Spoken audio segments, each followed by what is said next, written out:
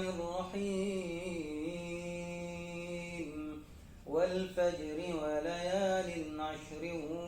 والشفع والوتر والليل إذا يسر هل في ذلك قسم لذي حجر ألم تر كيف فعل ربك بعاد إرم ذات العماد التي لم يخلق مثلها في البلاد وثمود الذين جابوا الصخر بالواد وفرعون ذي الأوتاد الذين طغوا في البلاد فأكثروا فيها الفساد فصب عليهم ربك صوت عذاب إن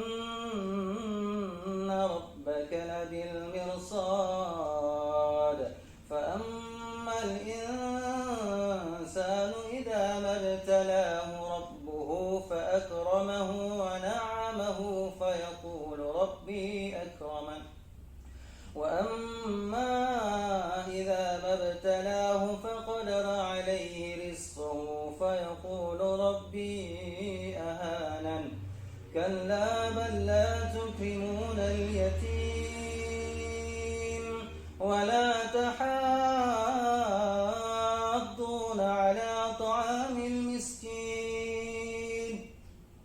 وتأكلون التراث أكلا لما وتحبون المال حبا